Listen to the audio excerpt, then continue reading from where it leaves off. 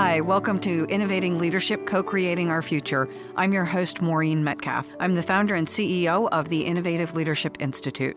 I am delighted to bring to you, recorded live at the International Leadership Association Conference 2019 in Ottawa, Canada, the legendary Henry Mintzberg. So Henry, if you would revisit what you talked about democracies and the very limited number of people who are actually living in democracies. Everybody can see all the problems that are going on in the world between climate change and inequality of wealth and spread of nuclear weapons and all those things. And people can see more and more election of basically political thugs who are destroying but are destroying their own democracies. So I looked at the Economist. The Economist does a ranking of democracies in 4 categories. Something like full democracies, flawed democracies, hybrids, and kind of autocracies. So I looked at those figures, and they're kind of shocking in a way, especially if you put them up against the population of different countries. You have to go down about 15 countries in population before it comes to the first one that's a full democracy, which is Germany. The U.S. used to be, in a previous ranking, the U.S. used to be just above the cutoff, and then in the latest ranking, 2018, it was just below. So it's not included there. So, you got China as the most populous, and then India, and so on. China probably falls in the autocracy category, and India in the flawed democracy category. But you got to get to Germany before you, and that's like 15, 16 down on the list. If you look at the 20 countries that are full democracies besides Germany, in fact, Germany's an exception. Almost all of them, something like 16 of them, are less than 10 million population. So they're all the Nordic countries, New Zealand, Ireland, all those kinds of countries. But only about 4 countries that are bigger make it, like Germany and Canada and Britain, I think, is on there, and I think Ireland. No, Ireland's below 10 million. I think the other one's Netherlands.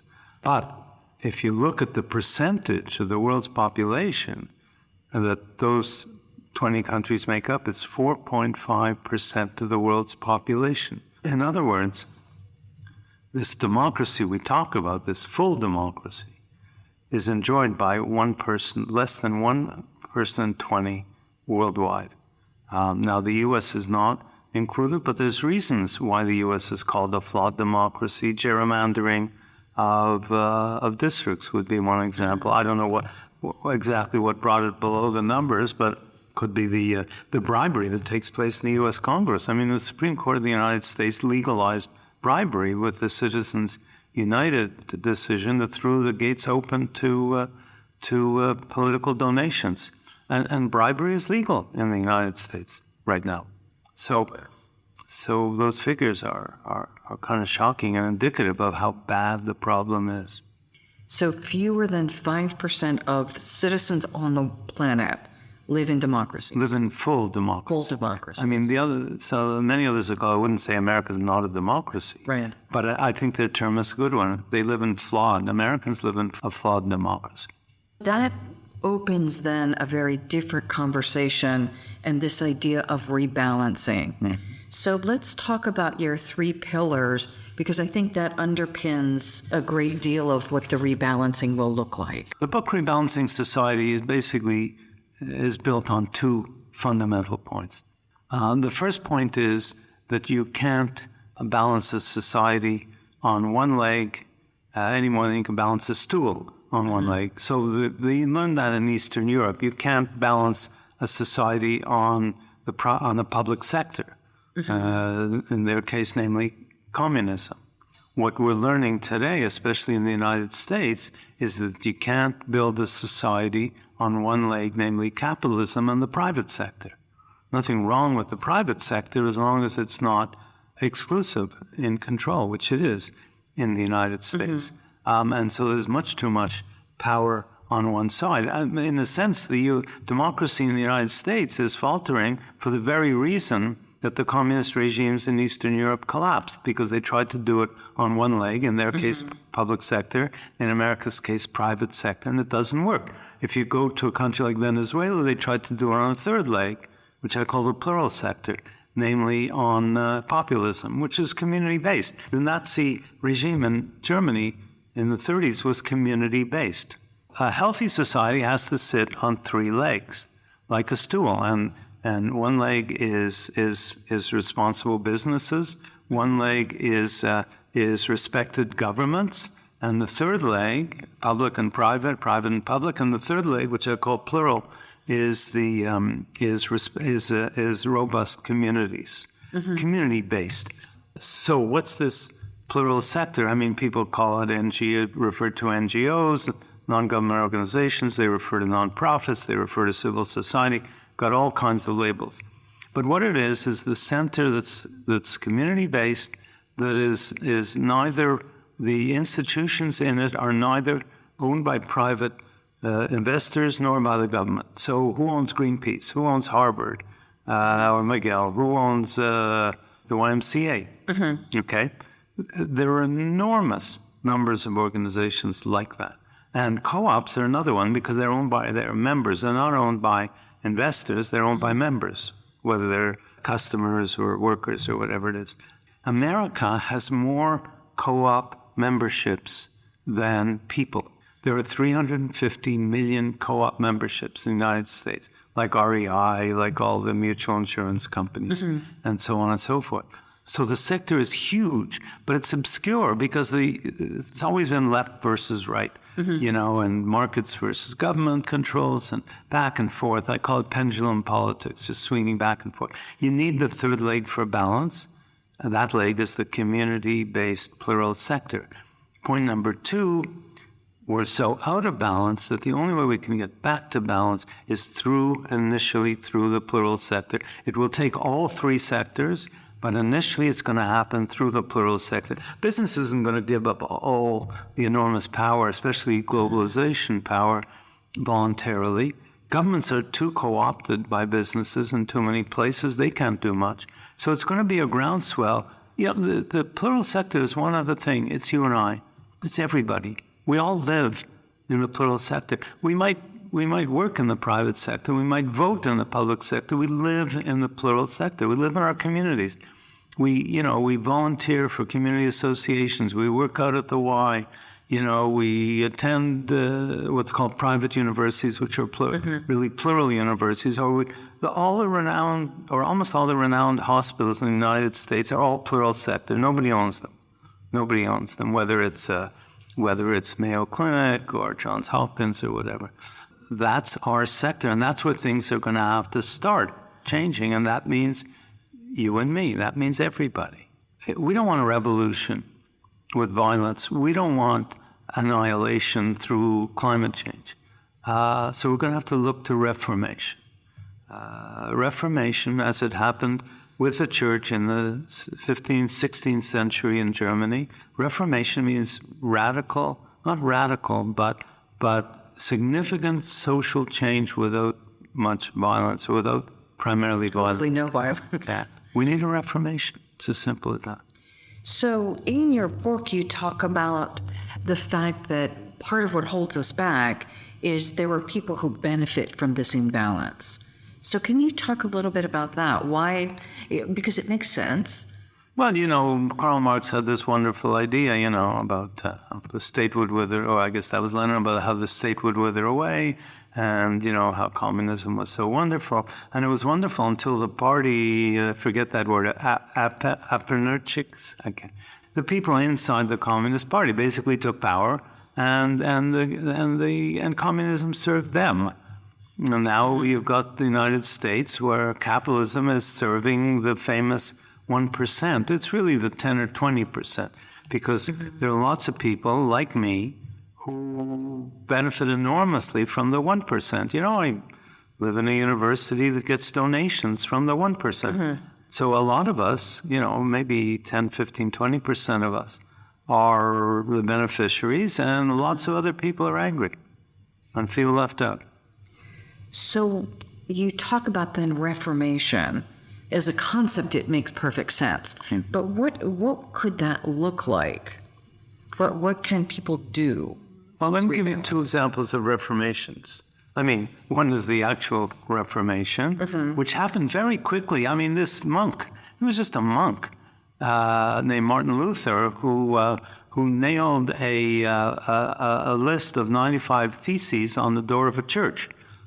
That, with other things he did, and thanks to the printing press that was new, it got around. Just like we have social media today, they had the printing press new, and got around very quickly. We were talking a decade or two.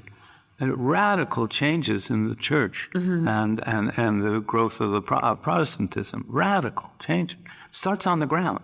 I like to talk about the Quebec Quiet Revolution, which was really a quiet reformation, where the church also happened to be the church, was incredibly dominant with corrupt politicians.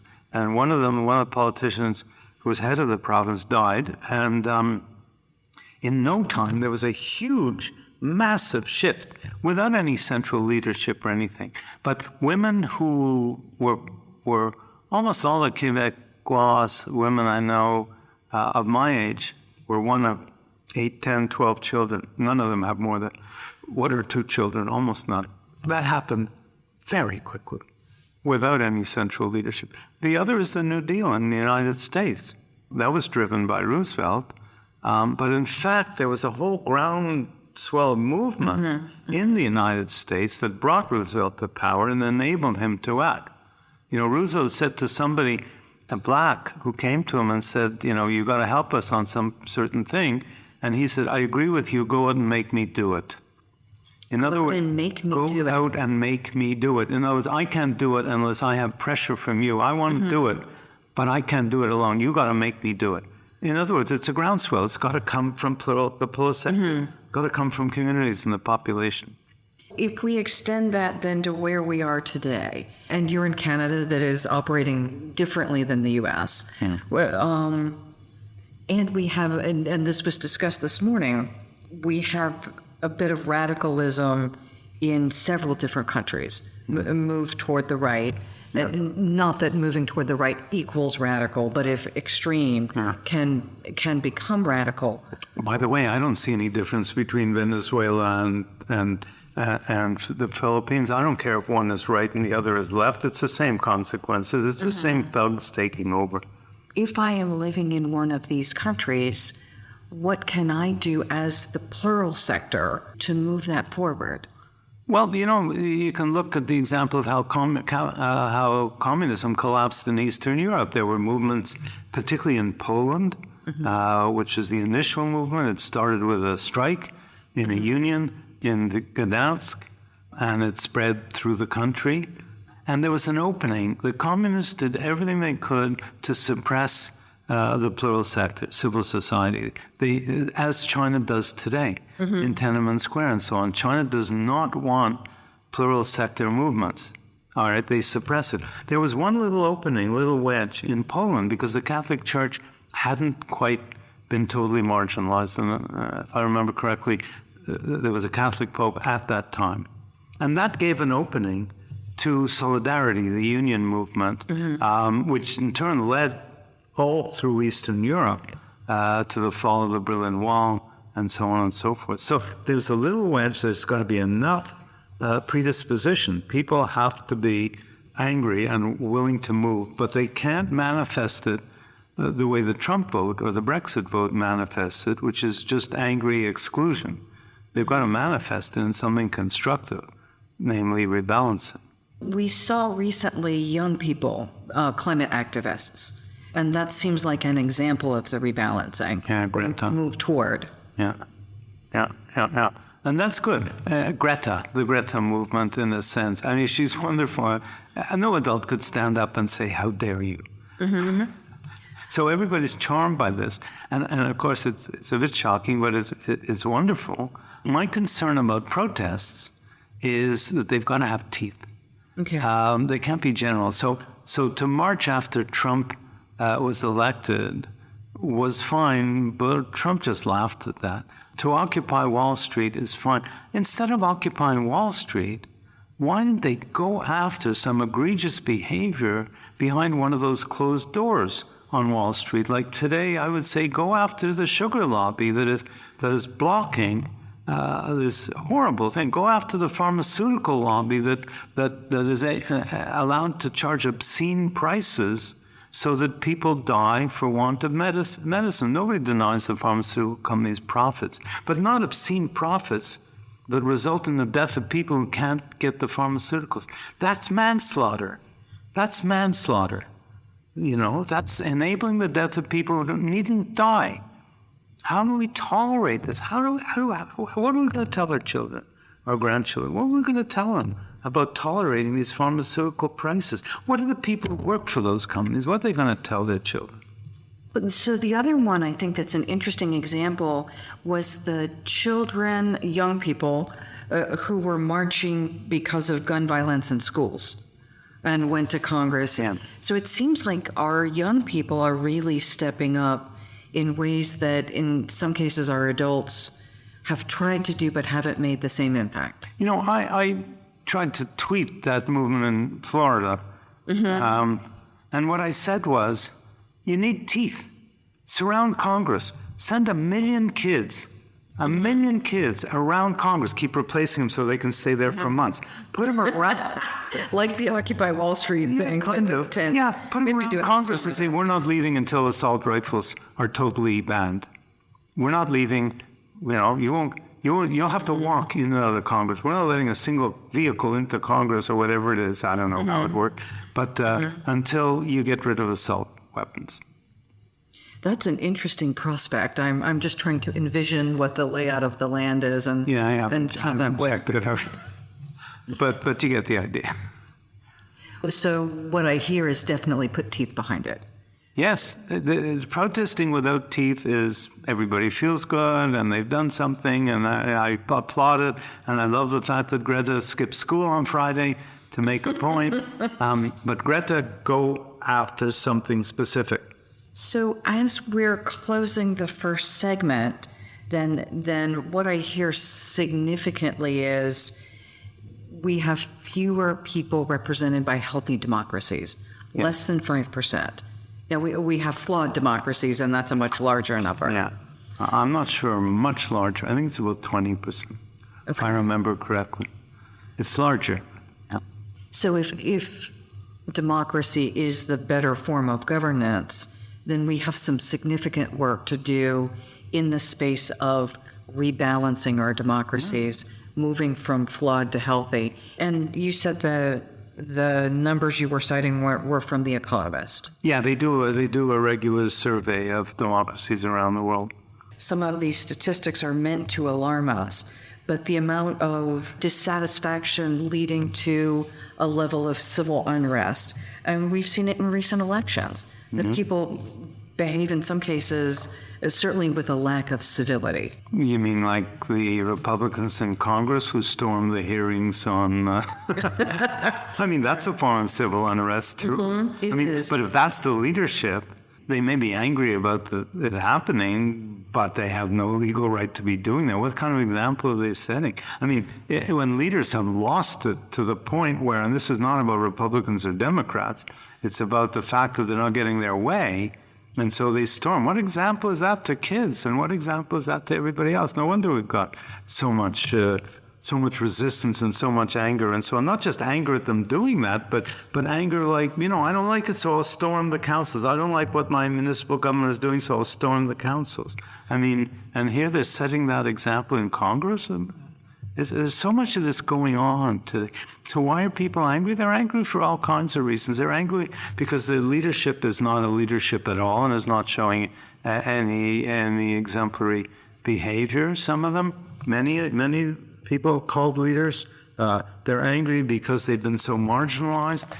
There's a globalization. Why is this resistance to globalization, particularly in Europe, but in many countries? And there's a globalization scenario. That global companies have no countervailing power. There's nobody to constrain or stand up to global corporations. The United Nations can't do it. And so who stands up for the other side of global issues, the social concerns and so on? Within our countries, we have mechanisms to stand up to egregious behavior, but internationally, globally, we don't have. So what global corporations do is force taxes down, for example, taxes on the wealthy and taxes on themselves as corporations. So governments get starved for taxes because they have to keep lowering the rates to the wealthy. And so they do two things. They cut services, obviously, to the people who are most in need, and they increase regressive taxes. And regressive tax means an income tax is progressive, so-called, because it hits the rich harder than the poor. But a sales tax is regressive. It hits the poor proportionally just as hard as it hits the rich, except the rich don't care, because if I buy a car in Canada, if I buy a $30,000 car, I got to pay $4,500 in sales tax. Okay, I'm not happy. I can pay that. But if somebody's got barely a job and they're buying a $10,000 used car and they got to spend another $1,500 to pay taxes for that car, that hurts. That's a big percentage of their income. Big percentage. So in France, Macron raised the tax on diesel fuels, and that was the straw that broke the camel's back. That was just a regressive sales tax. The people who owned diesel Mercedes cars didn't care, but the people who are driving trucks with diesel engines did care because it hit straight into their pocketbook. And so there was an explosion. So we keep doing this, and guess what? They vote Trump, they vote Le Pen, they vote Brexit, they vote anti-globalization. Partly for good reason. When Hillary Clinton called the people who voted for Trump deplorables, some of them are deplorables, clearly. Some of them are very right-wing, Nazi, all kinds of stuff, white supremacists. But many of them are not deplorable. They're just angry and they don't know what to do. So to me, the real deplorables are the people who drove those people to vote the way they did. Those are the real deplorables. And you know who those are? All of us. All of us with wealth and success. Because we're living a comfortable life so that somebody can get paid $10 an hour in Walmart or in McDonald's or whatever it is. I was in Copenhagen and I discovered that people earn $25 an hour working for McDonald's. Oh, really? $25 an hour. They can live a decent life, And I checked the difference in price of a Big Mac in Copenhagen and New York. There's about $1 difference. And I thought to myself, $1 is very little to pay for democracy. And Denmark is one of these very, very democratic, balanced countries. So why shouldn't I pay a bit more for my Big Macs? But if I want to keep squeezing it, I'm causing the very problem. I'm a deplorable. I'm causing people to vote for deplorable people like Trump or whoever. So let's go back to the subject of globalization then, that we share a planet. Irrespective of boundaries and countries, we share the impact of pollution. We share the impact of currency imbalances, warming, climate volatility, and all of the storms we're having. Right. Is there something that as we move, and we share businesses. And we share businesses. Yeah. So everyone from Coca-Cola to Kentucky Fried Chicken to worldwide large production organizations. Is there something we should be considering with more teeth in the arena of business and global accountability? Well, we can vote with our votes and we can vote with our feet, but we can also vote with our purchases. And there has to be much, much more of that. Now, you find examples of that. There's a big financial institution in the U.S. recently, I forget the name, that made some unacceptable comments, and everybody's pulling away from them. So they're paying the price for that. But we've got to do much more of that. We need informed consumers. We need, and we've got to get past the media that, of course, is part of that. We don't have a free press in most of the world. We have a corporate press. We don't have a free press. We have a corporate press. I'll give you a Canadian example, which is one of the more balanced countries in the world. I forget what happened this election, but in the last last two elections, every single English language daily newspaper in the country but one endorsed the Conservative Party. Every single one with one exception. Okay? So what kind of a press is that? And we had a guy running who was so bad on the Conservatives and so not egocentric, but what do you call it when you're, micromanaging and everything. He was so bad that the Globe and Mail, supposedly the most respected newspaper in the country, endorsed the party and said, but not him, as if you could elect the party and not elect the leader. Or as if the leader would say the day after he won the election, which he didn't that time, but he could say the day after he won the election that, well, the Globe and Mail said I'm not really acceptable, so we won the election and now I'm stepping aside. I mean, that's not good. This is the kind of nonsense we're getting, okay, in this country where we shouldn't be seeing it here, but, so... And I'm going to clarify for people listening, this country is Canada. This country is Canada. This is your land and my land and all that stuff. So, yeah, that's right. And so in the States, you got Fox News. That I'm not a fan of CNN. At least it's more balanced, but I'm not proposing CNN over Fox News. But I'm just saying that, and maybe lately there's been a few rumblings, and even in Fox News, kind of saying, wait a minute, maybe we've gone too far. So that may be a bit encouraging, but people are going to have to look back and explain their behaviors, So Murdoch is very old and probably won't live that much longer, but, someday somebody's got to look at that and say, what did you do? Because the enormous power of business is just very, very unhealthy. And I don't mean business in markets. I mean business interfering with politics and funding politics and all that kind of thing. So I'm going to shift or reframe then the question a little bit. We live in a time of the biggest disruption in human history with technology, with globalization. What's the opportunity for those of us leading to pull out of this current situation? Can this be framed as a wake-up call that there were some dysfunctions in our world that we didn't see? You and I did not. You may have seen them. I live enough in my bubble that my life seems good, and I wasn't aware of the level of dissonance in the communities 5 miles from my house, probably. How do we use this as a fulcrum to right some of the imbalances that are now coming to the fore? Greta says, how dare you kind of mess with the environment the way you have. And I think she needs also to be saying, how dare you imbalance our societies as leading to this warming and climate change, because part of the imbalance is more. If you're Apple and you've gone over $1 trillion, it's hard to believe it actually is $1 trillion. I can't believe that, in sales, with enormous profits. And that's the starting point for the stock market. For the next term. Yeah. And you have an iPhone.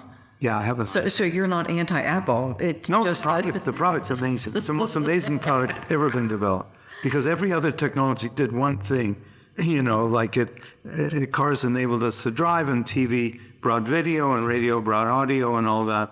But this thing brings everything right in my pocket. So it's a spectacular piece of technology.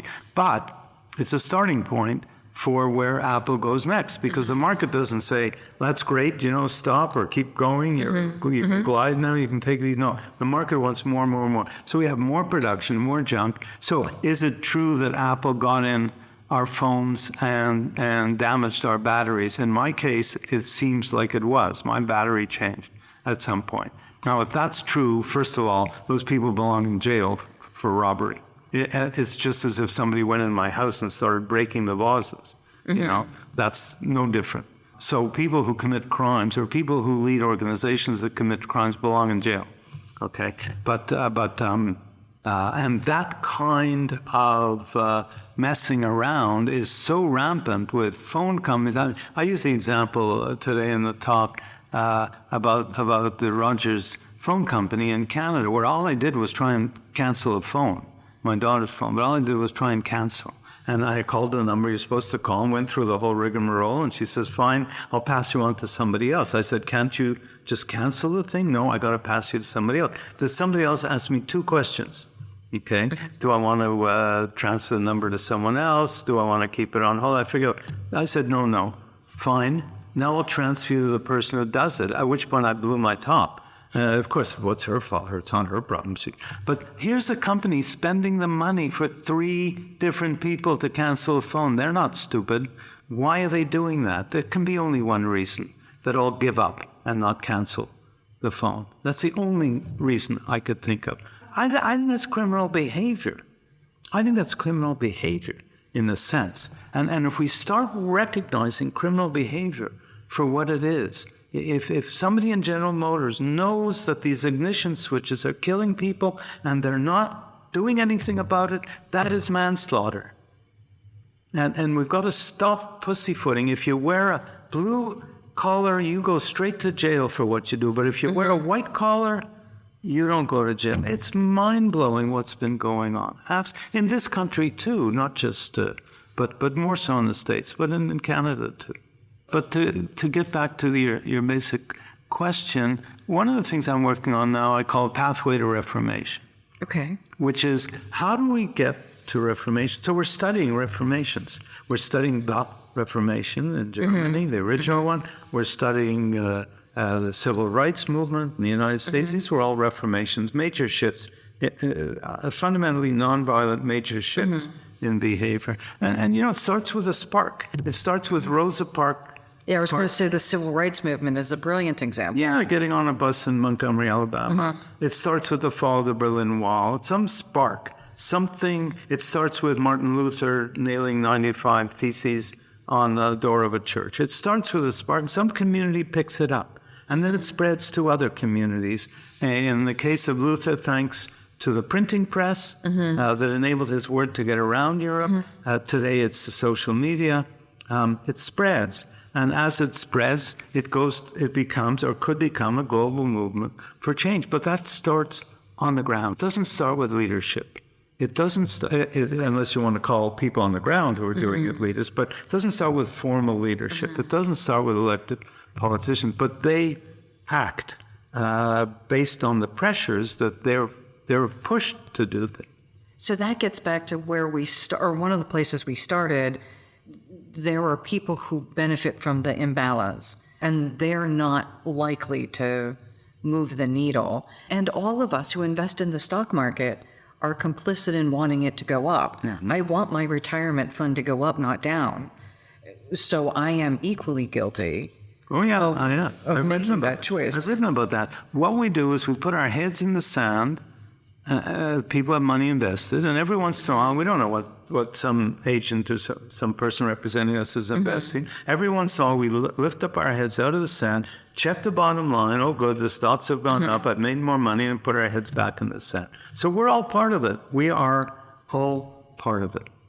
So the unraveling in the Reformation is a complicated process, because I can't say it's all those people. It's also me. Yeah. And it's a wake-up call and a recognition that it's not them or just them. I'm part of them. It's me. And it's what I do. Every time I throw away a piece of trash, instead of recycling it, it's me. And all kinds of things like that. Every time I cheer that a Big Mac is so cheap because somebody's earning $10 an hour and needs to be supported by the government for health care, it's me. So then back to what do we as leaders, you've talked about this in part is a grassroots movement that Greta and others need to push us to also act. A groundswell, yeah. And yet we have to act. Yeah. When pushed, I can't retrench and put Greta in jail. Yeah. Action means a recognition. I read about the ice caps melting And like everybody else, isn't that terrible? And then go on to the next article. Or I visit Chamonix, where I spent 10 summers, and I look at a glacier that I used to walk on, that I could take the train and walk straight on the glacier and go up the glacier. Now I can't get on that glacier. I climbed Mont Blanc at one point, and the summit ridge, it was about, say, 2-3 meters wide, about 6 or 8 feet wide maybe. And it was lovely just walking up leisurely at the very end of all this. The Mont Blanc's sort of like a sophisticated walk. Now people have to edge past each other there, which means they can push each other off because the ice has melted so much that it's narrow. It's dangerously narrow. And the place used to go up to get to the upper refuge is now dangerous because there's rock falls there. It never used to be there on that part. There was rock falls somewhere else, but there was never rock falls there. And so here's something I did that I could no longer do because I'm not fancy. And so that gets a little closer to home, but I'm not about to go up Mont Blanc. And I don't go home and say, oh my God, I can't go up Mont Blanc again. Okay. But if I lived on the edge of the St. Lawrence River this spring in Montreal and my basement was flooded, that's major. That's major. That suddenly I get the message. But how many people are getting the message? But do we have to wait for everybody to get the message? It'd be too late.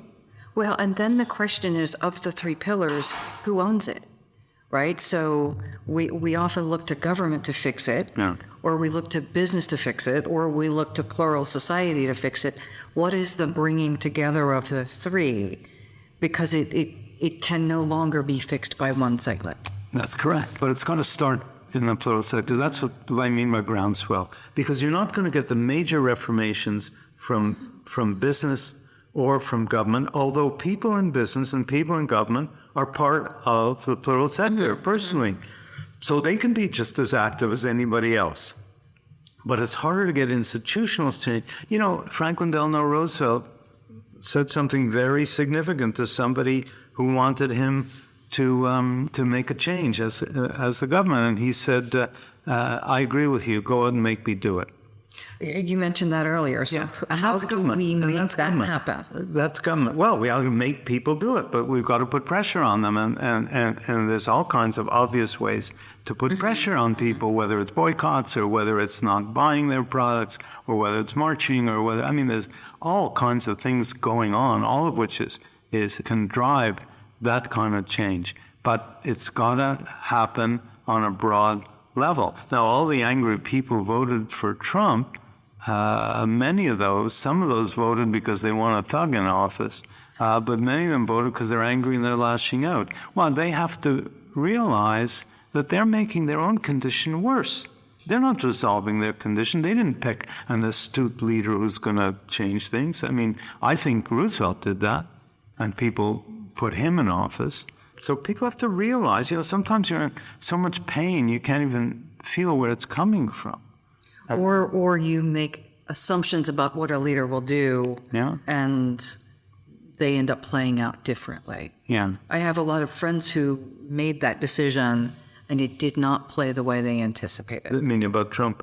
Yeah, because I have friends on both sides of the aisle, and many were very pleased he was elected, and yet it has not played as they thought. Are they still pleased?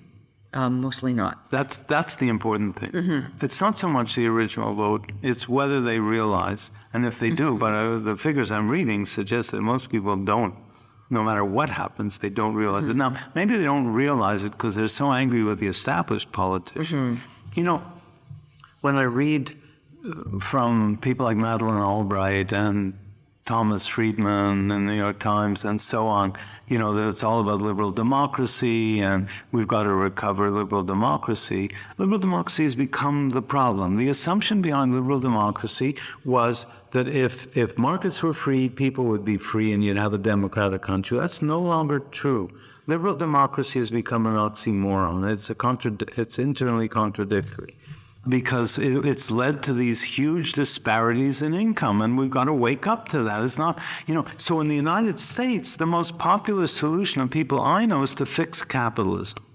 Capitalism will no more fix America than fixing communism would have fixed the countries in Eastern Europe. It's out of balance. Fixing capitalism is necessary, and I sometimes think if they just closed down the bloody stock markets, the world would be a better place. Find other ways to fund. Cooperatives find other ways to fund. They don't have a stock market. Find other ways to fund enterprises. So we've got to kind of recognize that, and governments can't do it because they're so co-opted by business these days. So it's really got to start in the plural sector, but then, on the ground with all of us. But then, as you say, it's got to become joint activity across the three sectors. We talk about PPPs, public-private partnerships. Mm-hmm. We need PPPs. We need public-private plural partnerships.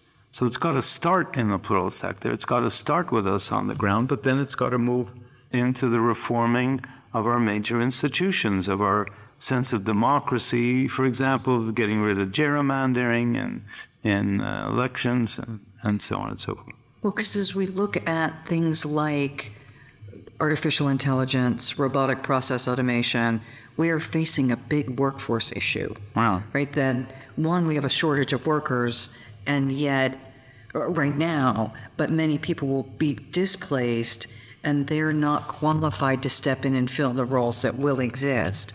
So again, it's a public-private. Many businesses aren't paying to retrain the people they're firing, and they're not paying to retrain the lowest skilled. Yeah. They're paying to retrain the highest skilled. Yeah. So then civil society is left. The government then funds welfare, and that's where I see the unrest as well, as people are being displaced and will at an accelerating rate. We need to do something, but I don't know who we is. Well, there are models around. If we wake up and look at them, if you look at Denmark with the protections and so on, an entrepreneur said something very interesting to me. He said, "I can be an entrepreneur in Denmark." Oh, I actually wasn't said to me. It was in a book I read. I can be I can be an entrepreneur in Denmark a lot easier than I can be an entrepreneur in the United States, because if I fail, I know my kids are still going to go to the excellent school they go to. They're still going to have health care. We're protected. Okay? But the United States creates a situation where everybody lives in mortal fear, particularly healthcare. Healthcare is so important to Canadians. It's so fundamental, nationalized healthcare. It's so fundamental because we live in mortal fear of getting sick. We live in mortal fear of maybe getting lousy treatment, although I don't think we get any worse treatment than anybody else. But we don't live in mortal fear of going bankrupt because of healthcare costs. Mm-hmm. And it feels like we've kind of batted the ball around a lot with issues we face. So as we wrap up, I really want to emphasize what we talked about at the end, well, starting with the three pillars. So we've got plural society, all of us. We've got business and we've got government. And without those three working together in collaboration, we don't solve the current problems and those that are emerging on the horizon. Right. And because they're interconnected, one getting bigger makes each of them bigger. And that goes back to then your words about reformation or annihilation. If we don't get this fixed or make progress toward it, absolutely, our future, our children's future, our grandchildren's future looks worse. We'll be the first generation to leave the subsequent generations worse off. Well, that's already happened. Social mobility in the United States is the lowest among all the developed countries. That's what a poor Canadian kid has 4 times the chance of getting ahead compared with a poor American kid. It's shocking. Why did all these immigrants come to America for decades, if not for their children? So we leave the segment with potentially more questions than we started, but also the framework. Yeah. I think the framework that you've created is so foundational to giving us a place to start. And your ongoing research is going to help us understand more about reformations and how to proceed. That's very nicely put and deeply appreciated, because I have so much trouble. When I say it, it doesn't seem unobvious, but I have so much trouble getting the message out. It is so frustrating to be able to speak to the major media in the United States or whatever it is, very, very frustrating. Well, hopefully this will get... This will do it. Well, I can't say that this will solve all of your problems. I am deeply grateful for the time we got to spend together. Me too. Thank you. Thank you, Maureen.